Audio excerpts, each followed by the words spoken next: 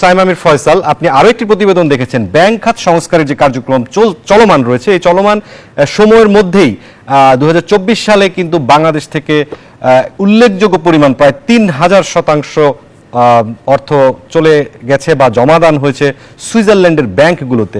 তাহলে কি ব্যাংক খাতের যে সংস্কার কার্যক্রম এটি কি কিছুটা প্রশ্নের মুখে, নাকি আপনি মনে করেন যে এই অর্থগুলো আসলে 24-এর জুন জুলাইয়ের মধ্যে চলে গেছে? কোন বিষয়? জি, ধন্যবাদ আমাকে আমন্ত্রণ জানাবার জন্য। আমাদের সম্মানিত সহযোগী আমার সালাম এবং দর্শক শ্রোতা যারা সংযুক্ত হয়েছেন সকলের বিরুদ্ধে আমার শুভেচ্ছা। আমরা জানি যে অগস্টের 5 তারিখে পট পরিবর্তনের পরে আমরা দেখেছি একটি অস্বাভাবিক, একটি অস্থিতিশীল এবং আমি মনে করি বাংলাদেশের ব্যাংকিং এবং আর্থিক খাত এত বড় একটি পট পরিবর্তনের পরেও কিন্তু আমি মনে করি যে বাংলাদেশের যারা নীতি নির্ধারণী পর্যায়ে যারা ছিল, আমি মনে করি তারা একটি গ্রহণযোগ্য পদক্ষেপ নিয়েছে যে অন্তত পক্ষে এখন থেকে নতুন যে ঋণ বরাদ্দ করা হবে সেখানে কোনো ধরনের যাতে জালিয়াতি যাতে না থাকে, ভবিষ্যতে যত ধরনের বাণিজ্যের আড়ালে যে পরিমাণ অর্থ পাচার হয়েছিল, বিশেষ করে বিশেষায়িত কিন্তু ভাবে ব্যাংকিং খাতে কিন্তু এই মূলত পাচারটি কিন্তু সরাসরি ব্যাংকিং খাতের মাধ্যমে কিন্তু হয়েছে।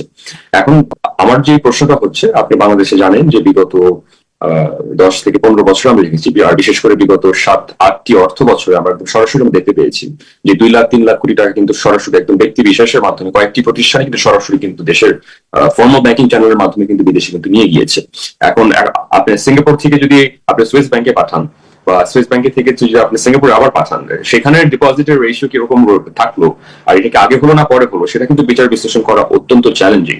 আমরা অন্তত পক্ষে দেখতে পেয়েছি যে বিগত 10 মাসে অন্তর্বর্তীকালীন সরকার ক্ষমতা নেওয়ার পরে 10 মাসে কিন্তু আমরা আসলে সত্যিকার অর্থে অন্তত পক্ষে ব্যাংকিং খাতে কিন্তু সেই পরিমাণে কিন্তু আমরা দুর্নীতি কিন্তু আমরা পরিমাণ কিন্তু আমরা দেখতে পাইনি।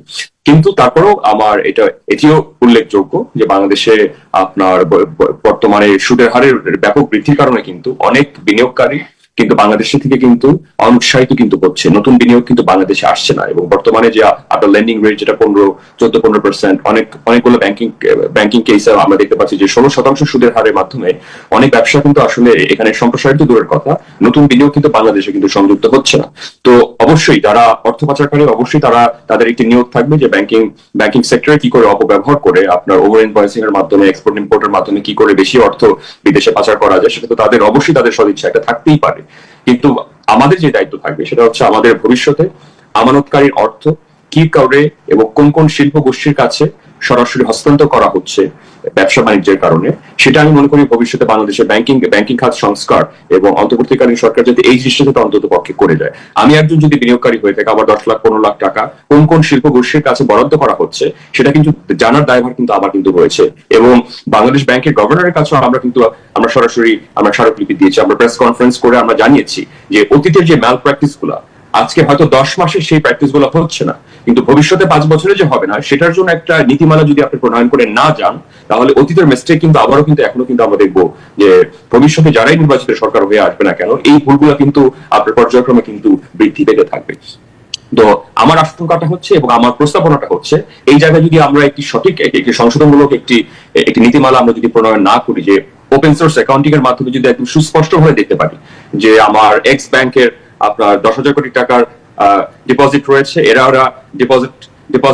ডিপোজিটররা অন্তত পক্ষে জানতে হবে তাদের আমানতকৃত অর্থ কার কার কাছে, কোন কোন শিল্প গোষ্ঠীর কাছে আপনার বরাদ্দ করা হচ্ছে, যাতে করে ওপেন সোর্স অ্যাকাউন্টিং এর মাধ্যমে আমি মনে করি যে আরো ব্যাপক এখানে অ্যাকাউন্টেবিলিটি আনা সম্ভব। আপনি জানেন যে বাংলাদেশে আপনার 10-12টা ব্যাংক, আসলে এগুলা কি সত্যিকার অর্থে ব্যাংক বলা যায় নাকি?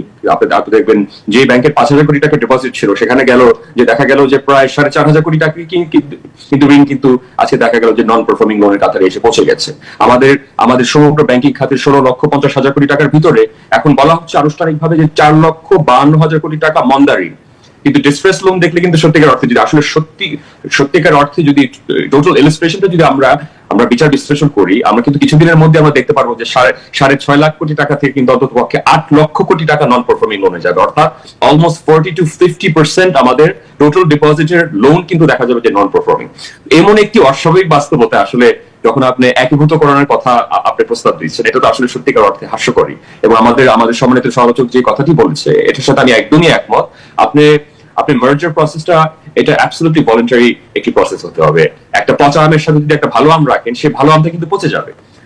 তো তেমনি ভাবে যেই প্রতিষ্ঠানরা আসলে ব্যালেন্স শিটের ভিতরে আসলে কিছুই নেই, নামকা অবস্থায় খালি কঙ্কালটা রয়েছে কিন্তু কোনো মাংস নাই, কোনো দেহ নাই, সেই ব্যাংকের সাথে যদি একটি ভালো ব্যাংকের সাথে যদি আপনি সংযোজন করেন, আমি মনে করি যে অন্যান্য যে ভালো ব্যাংকগুলো আছে। ডক্টর সায়েম আমির ফয়সাল, আপনার বক্তব্য শুনলাম। তাহলে ব্যাংক খাত সংস্কারের জন্য যে পদক্ষেপগুলো নেওয়া হচ্ছে সামগ্রিকভাবে সেই পদক্ষেপে এবং ওই পদক্ষেপের একটি অংশ হচ্ছে একীভূতকরণের প্রচেষ্টা। এইখানে আসলে নতুন করে সরকারকে ভাবতে হবে কিনা, কেননা দুর্বল ব্যাংকগুলোকে সরকার যেই ঋণ দিয়েছিল সেই টাকা কিন্তু দুর্বল ব্যাংকগুলো এখনো শোধ করতে পারেনি, কিন্তু আপনি বলছেন যে ভালো ব্যাংক যদি কেউ থাকে তার ক্ষেত্রে ভিন্ন কোনো সিদ্ধান্ত নিতে হবে। আপনি কি মনে করেন নতুন করে ভাবার অবকাশ আছে? আমি মনে করি যে মার্জারের মাধ্যমে কোনো সমাধান হবে না, এবং আমি মনে করি অনেক ব্যাংক যেগুলা আজকে বাংলাদেশ, আমি মনে করি যে ব্যালেন্স শিট অন্তত পক্ষে দেখা যায় যে 20 বা 25% নিচে নন পারফর্মিং লোন আছে, বা কোনো ব্যাংক আছে যাদের 10% নিচে যাদের নন পারফর্মিং লোন আছে। এদের উপরে যদি আপনি এত বড় একটি বোঝা যদি চাপিয়ে দেন, এবং যেই দায়টা কিন্তু আসলে সত্যি কথা বাংলাদেশ ব্যাংকেরই ভুল ছিল, যে এই তদারকি গুলো যদি আগে 10-15 বছর থেকে যদি সরাসরি আমরা আমানতকারীর কাছে যদি আমরা অডিট রিপোর্ট করে যদি আমরা পৌঁছে দিতে পারতাম, এরকম ধরনের ভয়ঙ্কর বিভৎস আপনার দুর্নীতি কিন্তু হতো না বাংলাদেশে। তো বাংলাদেশ ব্যাংকের অবশ্যই, আমি জানি বর্তমানে যে বাংলাদেশের গভর্নর যে বর্তমানে রয়েছে তিনি অবশ্যই অতীতের যে ম্যাল প্র্যাকটিস হয়েছিল এটার সাথে কোনোভাবেই সংশ্লিষ্ট না, কিন্তু দায়টা কিন্তু শেষমেশ কিন্তু বাংলাদেশ ব্যাংকেরই কিন্তু নিতে হবে। এবং আপনি যদি আমেরিকার দিকে যদি আপনি তাকিয়ে দেখেন, লিহম্যান ব্রাদার্স কিন্তু কোল্যাপস করেছিল, কিন্তু গোল্ডম্যান স্যাক্স বা অন্যান্য যে বড় বড় যে ব্যাংকগুলো ছিল সেগুলো কিন্তু আমরা দেখতে পেয়েছি যে সেন্ট্রাল ব্যাংক কিন্তু সরাসরি বেল আউট করতে হচ্ছে। তো আমার যেটা মনে হয় যে 2 বছর হোক, 3 বছর হোক, 5 বছর হোক, বাংলাদেশ ব্যাংকের এবং বাংলাদেশ সরকারের সরাসরি হস্তক্ষেপ ছাড়া এই বিশেষ করে 10-12টা ব্যাংকে কোনোভাবে বাঁচিয়ে রাখা সম্ভব না। এবং আমার এতটুকু দাবি থাকবে যে অন্তত পক্ষে আমানতকারীর অর্থটা যদি মানে স্লোলি সার্কামভেন্ট করে যদি টাকা যদি প্রিন্ট করে মুদ্রা ছাপিয়েও যদি আপনি 5 বছর, 7 বছর, 8 বছর মেয়াদি সময় ছাপিয়ে যদি আপনি ঋণ পরিশোধ যদি আমানতকারী অর্থ ফেরত দিতে হয়, সেটা আমি মনে করি যে একটি কার্যকরী সম্ভাবনা হতে হবে। কিন্তু ভালো যে প্রতিষ্ঠানগুলো আছে সেগুলোকে কোনোভাবে প্রশ্নবিদ্ধ করা আমি মনে করি যে একদম সম্পূর্ণভাবে আমি মনে করি আত্মঘাতী হবে।